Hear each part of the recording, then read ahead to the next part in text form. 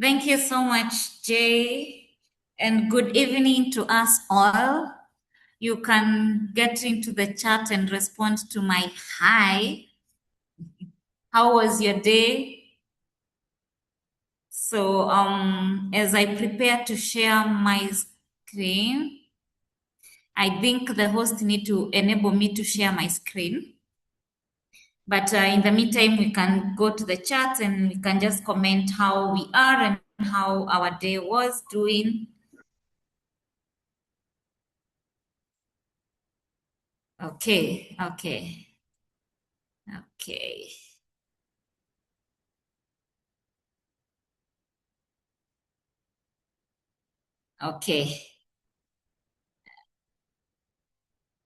So I hope you can all see my screen. Can we? So just a second, allow me to get, I need to be able to, Yes, we can see your screen. you can see my screen. Okay. So I hope we all had a beautiful day. I hope we all had a wonderful one. I'm well on this Thursday, this new Friday. Yeah. So it's an interesting evening as we look at how we can drive sustainable growth within our organizations, how we look at strategy, and how we bring in innovation and also optimize our operations so that we can drive that sustainable growth.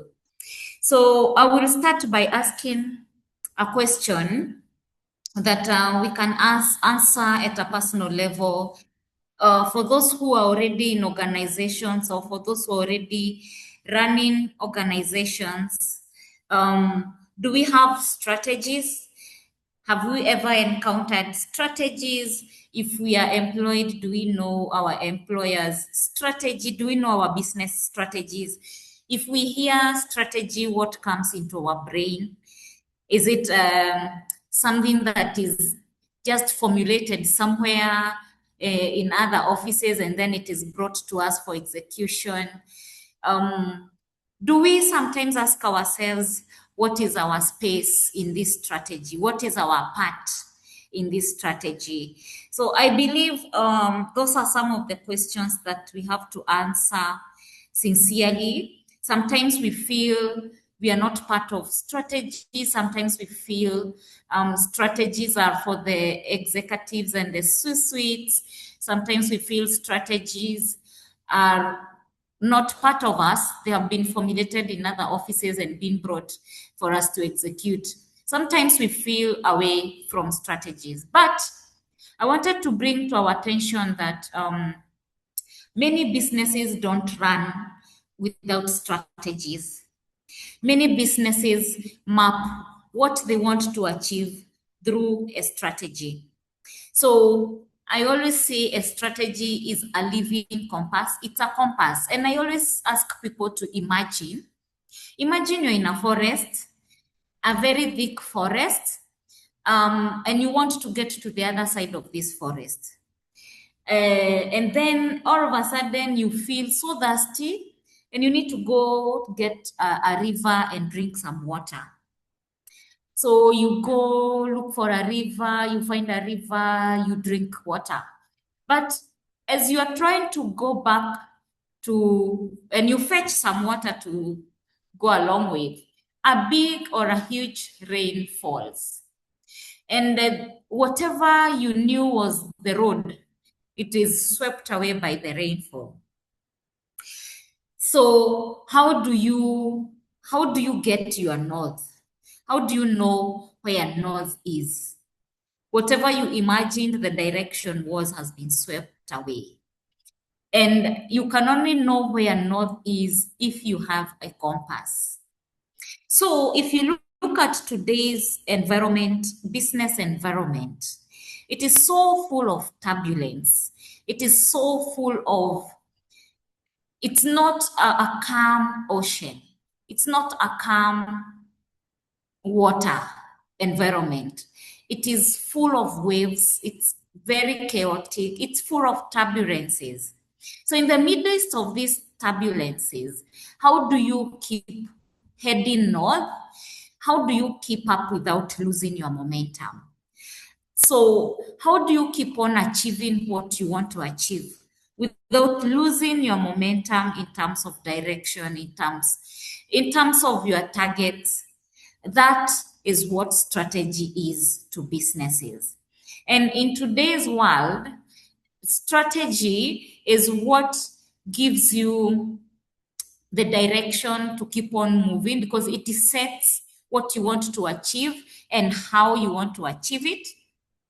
And therefore, when businesses are tracking how they have done, most of the time they use this animal in the room called strategy.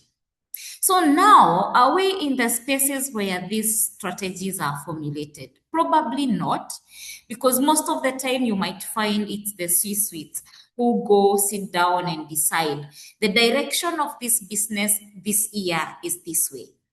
Long time ago, we used to have strategies that were 5 years strategies, but now all that has changed. Now we have a maximum of 3 years, 2 years, and even 1 year strategies. So you find there are people who have visions of these businesses.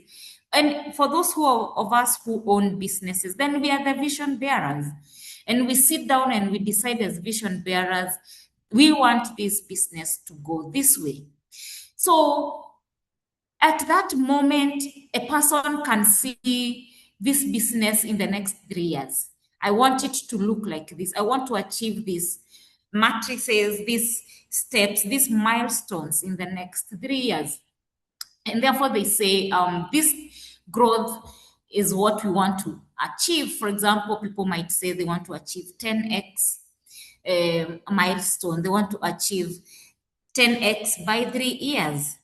And then they lay down the how to achieve that 10x.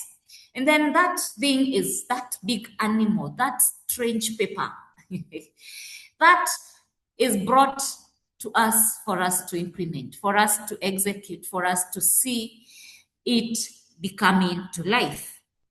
And that is where innovation and operations come in. But how now do we bridge strategy and innovation and operations? And I want to start by giving us a short story. And I want us to assume this, not even assume, but I know we have encountered this even at our homes. You have a lemon that is rotting, and then you put another good lemon next to it. All of a sudden, the good lemon starts going bad. It starts rotting. Yeah? It didn't choose to start rotting. It's a simple chemistry. When a fruit is rotting, it produces a gas, ethylene, which is absorbed by the good fruit within the same environment. And then, because of absorbing that ethylene, the ethylene makes it to start rotting, and eventually it rots. That is the environment. I will also give another scenario. There are some things we call pickles. Pickles are cucumbers that are put inside the solution and they are put inside a jar. They stay in that jar for some time, and then they become sour, and then they become a bit tough, and then we call them pickles. So for some time, because of them staying in that jar, their name changes from what we know as good to something else now called pickles. And because of staying in that environment, we give it a new name. If you stay in an environment that is rotting, then you rot. And this is what strategy is all about. How do you find yourself, or how do you find your position in a strategy? How do I align myself with this strategy? Whether I formulated it, whether I was involved in coming up with it, or it has just been dropped on my desk and now I need to I need to implement it.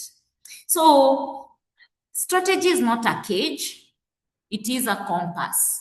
If you look at a compass, then we are called into adaptation, we are called into listening and getting insights from what is happening in the markets.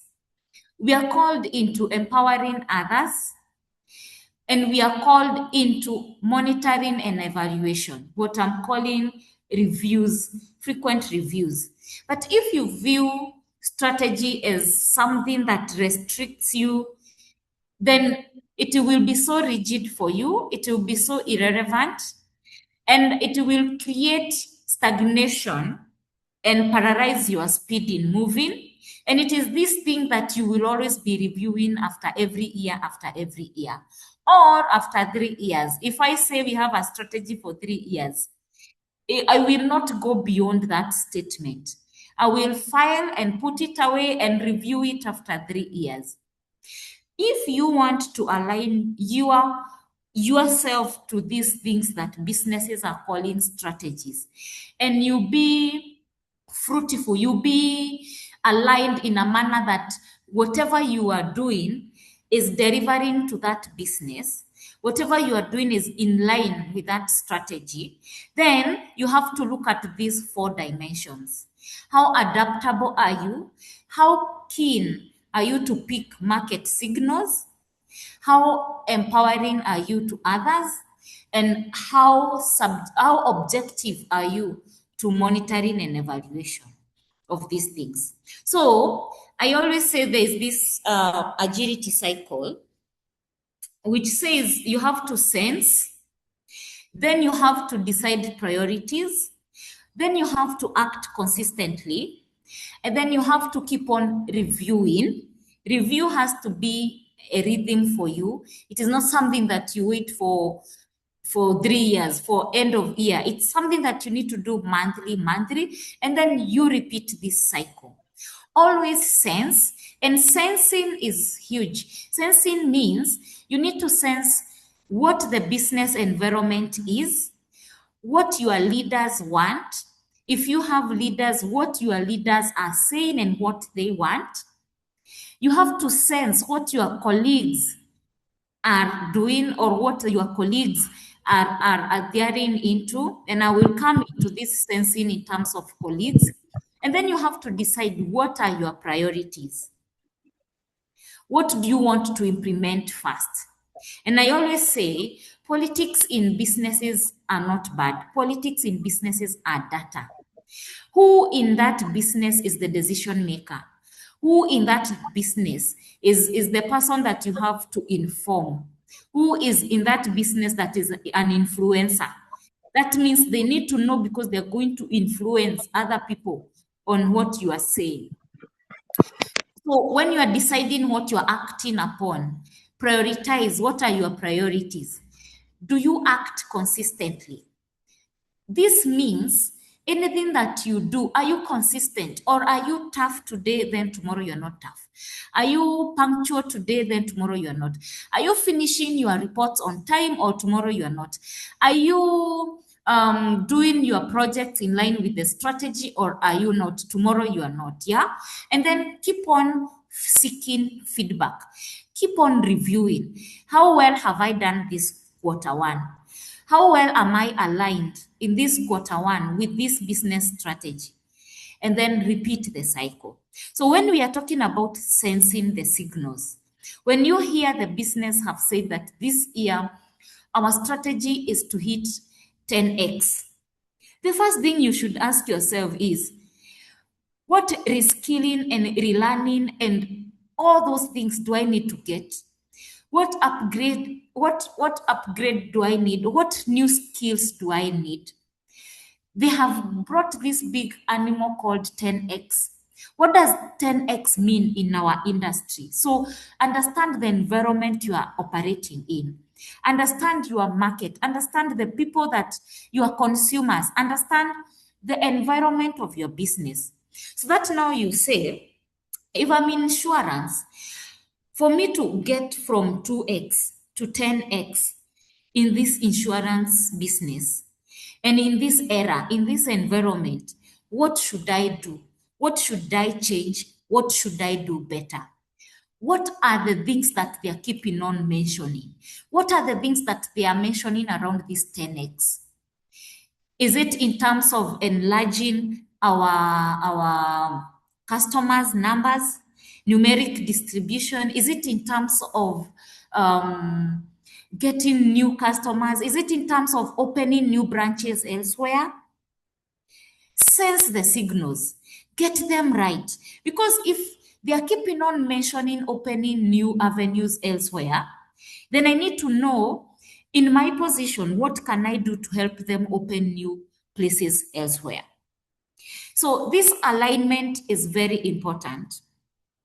But we need to understand that strategy that is not agile, a strategy that is not adaptive, a strategy that does not feel the turbulence in the environment at which it is being implemented, that strategy is dead on arrival. That strategy cannot give you direction. It will not give you long-term fruits.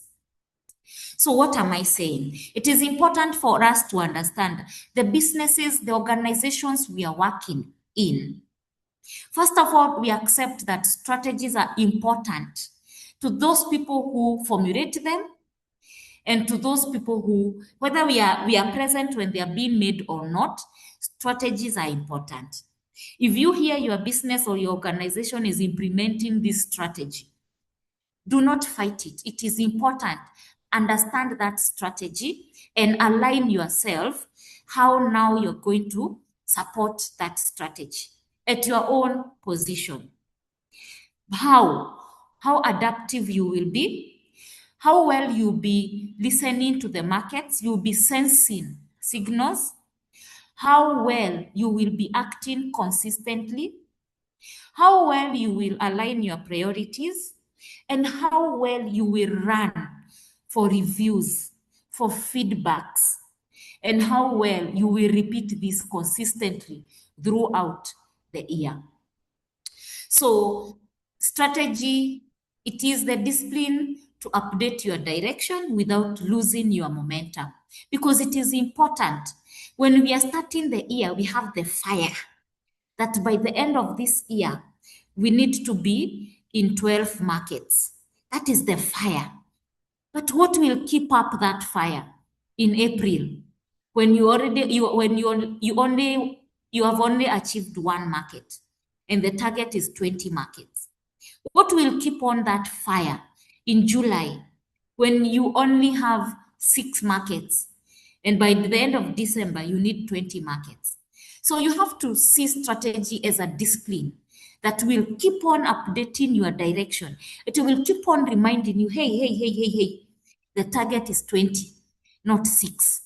It will keep on firing your momentum and you will not lose your momentum, whether January, whether June, whether November, towards the end of December.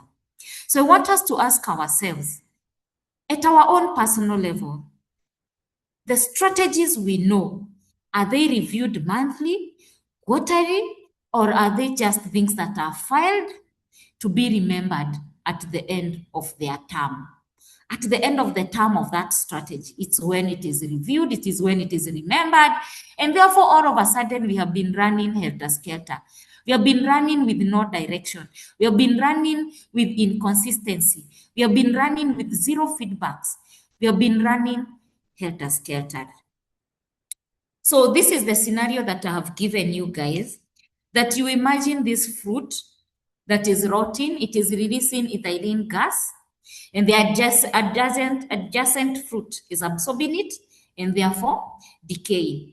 It didn't choose the proximity. It just found itself in an environment where the other fruit was decaying. And I want you to think, and this is what I was saying about your colleagues. If you stay within, we as human beings, we behave in the same manner. We don't just observe people's behavior, we absorb them. slowly, slowly, slowly. And this is one of the things that have made people not to be able to achieve the strategies that have been set by their organizations. Because we tend to absorb what other people think about these strategies. Oh, this is something that was done elsewhere. Oh, I don't even understand this strategy. Oh, I don't even know my space in this strategy. Oh, there is nothing I can do. Strategies for the executives. Oh, I have no space in this strategy. Oh, my boss is the executor of the strategy. If you surround yourself with people whose habits are excuses, habits are scarcity mindset, they don't want to act. That is what transfers into you quietly and systematically. And I want to assure you that most people don't choose to stagnate. If you ask people, where do you want to be in the next 2 years? People are going to give you very good responses. No one chooses to stagnate. No one wants to stagnate. Everyone wants to grow. But if I would tell you the only way to grow is implementing strategies of the businesses that bring growth, there is no strategy that does not address growth. By all measure, by all dimensions, every strategy addresses a dimension of growth. Whether it is 10x, whether it is 20 markets, whether it is every strategy addresses a scenario of moving from one level to another. So if you go and devote yourself to implement a strategy, you have already aligned yourself to grow as a person. So no one really would wish to stagnate. But what happens? We place ourselves next to the wrong people. The proximity is the one that determines our ceiling. So I'm calling us today to audit our proximity. Run from people who think strategies is a cage, and be next to people who you would share this strategy and they would help you align to it. I always say, always be loyal to your own growth, not to the growth of a brand. But the brand should support your growth. If our strategy this year is growing in a certain dimension, let's say, for example, 20 markets, I should see that as an opportunity to grow myself, because the first growth is me. And now the business has given me a path to promote my growth. What would 20 markets mean to me? It would mean that I will need to structure, I would need to align myself in a manner that my business will venture into all these markets. So what do I need? To study the regulatories in those markets, to study the competition in those markets, to study the new products that those new markets want. All that is growth to me, because I'm going to learn new dimensions, new things that I don't know. Why? So that when I'm venturing into every new market, I will venture with knowledge, with know-how. So, who do you sit next to daily? Just know that they are shaping your standards and your ceiling. So if you find yourself stagnating a lot, if you find yourself not growing, look at the people you are surrounding yourself with. Position yourself where execution is the norm, accountability is cultural, and growth is expected, not exceptional. Don't go to places where growth is exceptional. Go to where growth is expected. Let your ceiling be higher. Accountability is cultural, not people who hear accountability and they are not okay with accountability. Execution is norm, not where people are just reluctant and okay with mediocrity, with normal, with just normal is okay. No, execution is the norm. So ask yourself, my friends at work, how do they see the strategy of the business? Is it from an angle of execution, Or is it from an angle of, this is just something, let's review it at the end of the year? Then align yourself to execute through sensing. That cycle I have shared with you. Sense the market, sense the signals. Sensing here means if I'm going into new markets, I need to understand what is the competition in that market. What are the new products I can land in that market that are not there? What are the regulatories of that market? What else and what else and what else? So that I am able to align well. Then prioritize your decisions, act consistently. Don't do just this month's report about this market. The same way you have evaluated this new market you're going into. Go into another market and execute the same way. Go to consistency. Then always seek feedback. Review is important. So allow me to repeat this. Execution should be the norm. Accountability is the culture you should be within, and growth is an expectation. Surround with yourself with the people who are expecting growth from you. They will keep on asking you, you are this way last year. You are this way this year. When are you growing? What strategies are you implementing? What environment are you in that is not challenging you to grow? Yeah. So I will finish with this one of let's now bring innovations and operations. We have agreed that we have no option. We have to love and accept strategies. They are for our own growth. That should be the view. So now when you are bringing now innovation, which you should bring innovation in a manner that you have observed, so it is evidence-based. You have run experiments, and now your experiments is what now you want to scale. Yeah? So there are these things that we say that, I have this brilliant idea. I don't want to share it because so-and-so will run with it. How do you overcome that fear? And that's what I'm calling innovation labs. The first thing that you should know is those silo thoughts, those innovation labs in our brains, they disconnect us from operations. So you need to be able to share the ideas you have with other people. Don't shy away that, I'm going to share this and then someone will run with it. No, they will always, even if you tell your boss that I'm thinking this and this, and your boss goes ahead and says, I have this brilliant idea now to the CEO. The execution of that idea, it's you. So I've come to learn in life, in one way or the other, your ideas, because it is uniquely you, the execution of it, it will eventually be tied to you for the end results to be seen. So don't worry that like for example, if you report to managers, then managers go ahead and run away with your ideas and they go the implementation. You will be the one to implement it. And because you are unique perspectives and you are unique in your own ways, the execution of it will carry your DNA in it. So it is very important for you also to understand, it is important for people to give you ideas within your idea.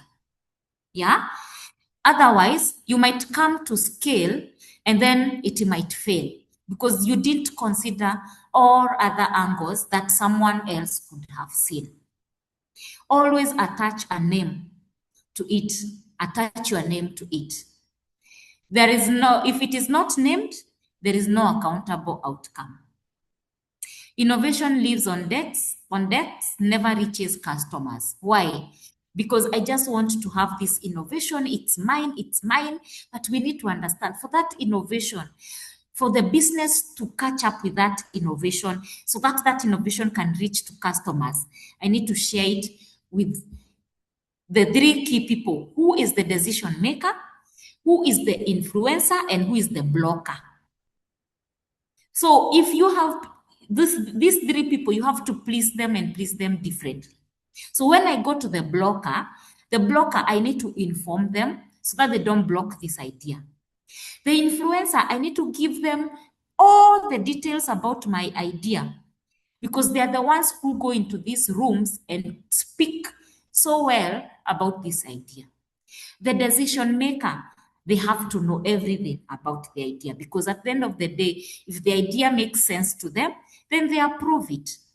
So let us not have these innovation ideas for ourselves and to ourselves because eventually they will not reach the customers. The second thing about innovation and operations is the aspect of scaling. So when you are coming to scale, you need resources, you need support. So don't shy away from experimenting. Experimenting is very important. That pilot is very important. Otherwise, you might find people investing a lot, going direct to scale these ideas, yet they have not done experiments, and then at scale, they fail. And McKinsey once said 72% of innovation programs fail to scale. They don't scale. Either they didn't kick off, either they didn't go beyond experiment, or they went to scale and they didn't have enough investment. Why? Because we didn't bring all the stakeholders on board. So I'm still tagging in here. Do not run this journey alone. Once you have accepted that this is the strategy that we need to implement, bring all your brilliant ideas. Let us go study this market. That's a good idea. Because when you study the market, you will sense, you will understand, you'll approach that market with understanding. But who will help you to go study that market? Who will approve the budget for you to go study that market? If you don't share the idea of going to study into that market, then you might find yourself launching in that market without any study, and then you might lose a lot.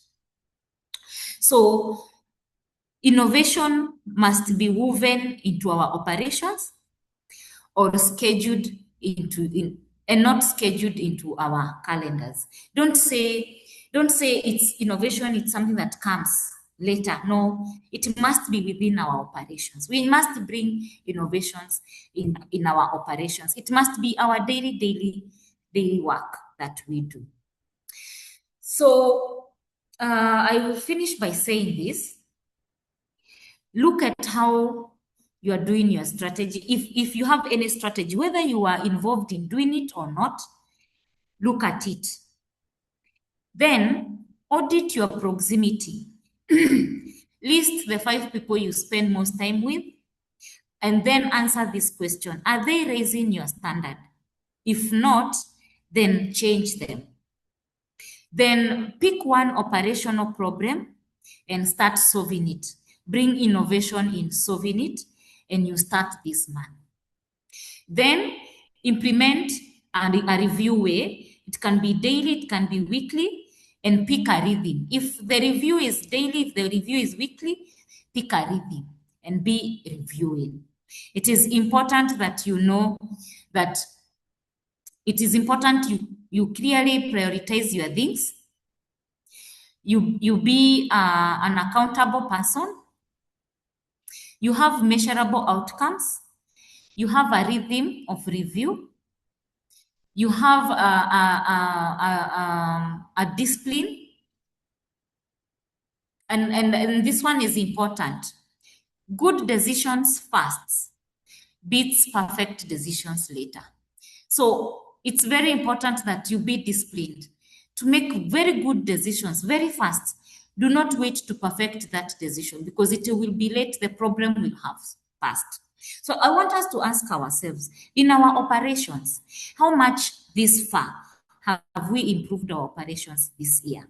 And if we have improved our operations this year, was it in line with the strategy? Did the improvement support the strategy that we are implementing in our different organizations? So allow me to end there.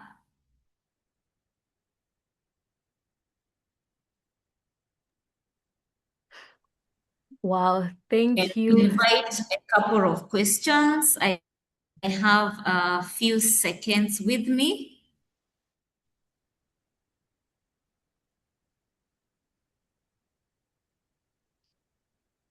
Okay. Joanne, you can go ahead. Okay.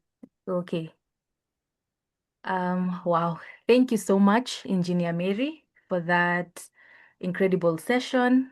That was a good one. And especially how you broke down things, and they were so practical and clear. That was a nice one. And as we reflect on the topic, I know everyone has grabbed something to take forward. If you have a question, kindly drop it in the chat, or you can just raise your hand and we can go ahead and just let you open the mic. Is there anyone with a question?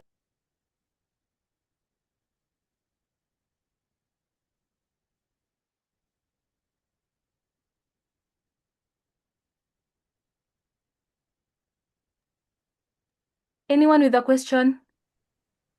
Comment, compliment?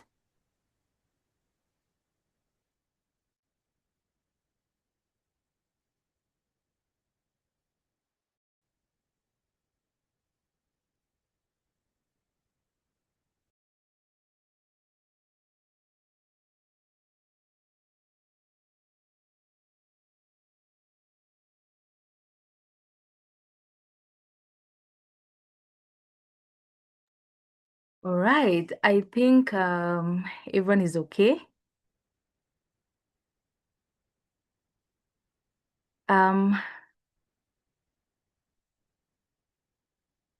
Once again, thank you so much. Let's appreciate our speaker with some virtual round of applause. That was a nice session. You can react. Let us appreciate her.